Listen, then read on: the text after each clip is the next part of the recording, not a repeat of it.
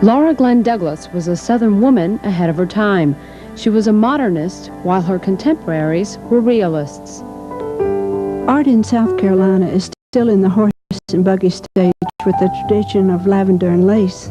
There's been no progress, no voyage of discovery in art, but rather a resistance to the new. The artists themselves, for the greater part, cling to the romantic, realistic school. To them, a painting must tell a story and tell it sweetly, beautifully, not rugged, strong, vigorous. She had a definite personality. You either liked her or you didn't, but she had a lot of people who liked her. She was born on April 16, 1886, to a prominent Winsboro family. They lived comfortably in a large farmhouse, which is now the Fairfield Inn. Douglas was a dramatic and sociable middle child, her parents' little butterfly. Despite her outgoing personality, she never married. No, she had a lot of O's, but she didn't. I don't know, she was in love with an Italian prince, but she couldn't marry him because he was a good Roman Catholic and he had a wife. She met him on the Isle of Capri. In 1921, Douglas was 35 and driven by a desire to become an artist. Unlike her South Carolina contemporaries who stayed home to establish their careers, Douglas moved to New York City to study art. She was usually the oldest in her class, but that never stopped her.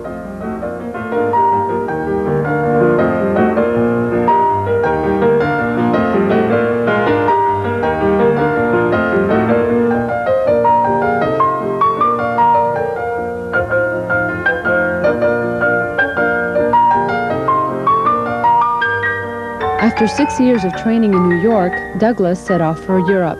She studied with some of the most influential artists of the time, Fernand Léger, André Lotte, and Hans Hofmann.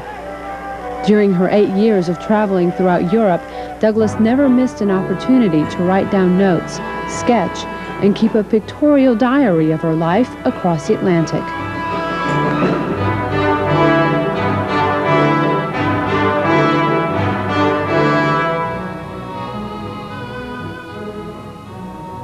Her time in Europe may have produced her strongest work. Noted art historian Francis V. O'Connor believes her charcoal drawings display the influence of her teacher Hans Hofmann, with touches of Matisse, Picasso, and the English artist Wyndham Lewis. South Carolina State Museum curator of art Lisa Swenson agrees. She was good at trying to do as well as her professors. I don't think she ever quite got there.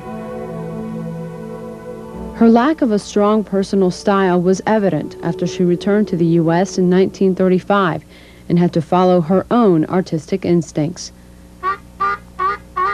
The U.S. was in the midst of the Depression, a time when art was hardly a big seller. Douglas sold few of her works. She made her livelihood from teaching and painting through the Works Progress Administration Federal Art Project in South Carolina. I seek to put the portrait in the history of the South in paint, but with vigor and creativeness, not with sentimentalism.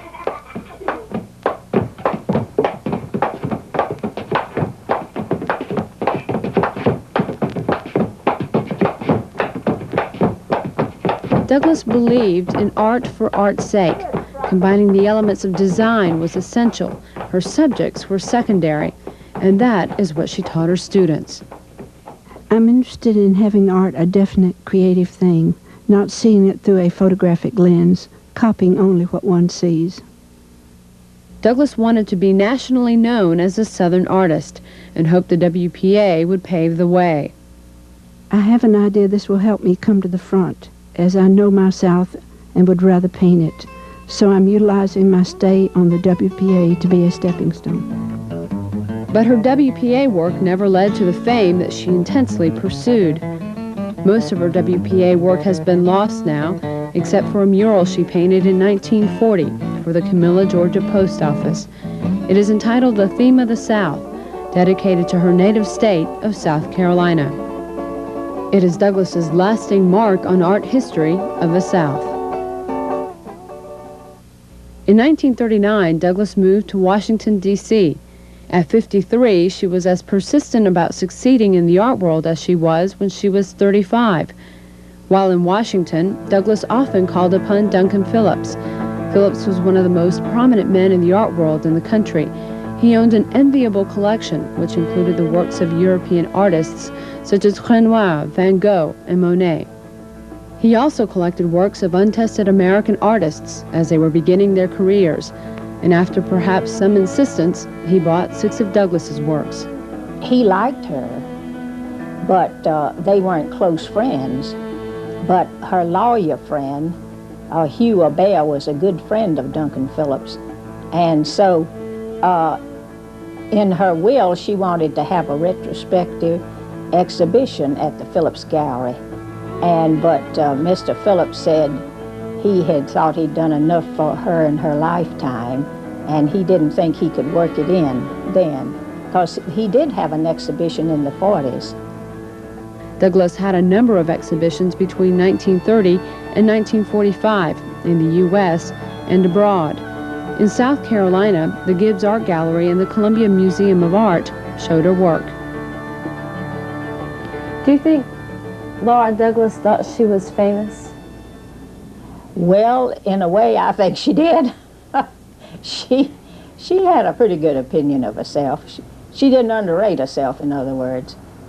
Some people in South Carolina thought she was famous if they read newspaper articles where she'd been interviewed, or in Charlotte, North Carolina, we found some real interesting interviews, and she was famous maybe for the time and the place and the people she was being compared to, but she wasn't the national leader in the art world.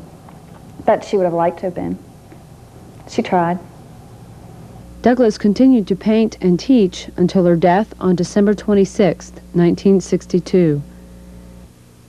26 years after her death, the South Carolina State Museum is presenting a retrospective of Douglas's life. What I've done is to go through and read a lot of the quotes, a lot of the letters, a lot of her study records, because she did a lot of teaching, and to go through and use some of her quotes with some of the drawings, paintings, sketches, so that as you go through the exhibit, I hope that the viewer will have a better feel of this individual as an artist, but also as a teacher and as a person and as a Southern woman. This collection of finished and unfinished works opens a window through which one can see the world of European art, the world of modern art, and the work of a Southern artist.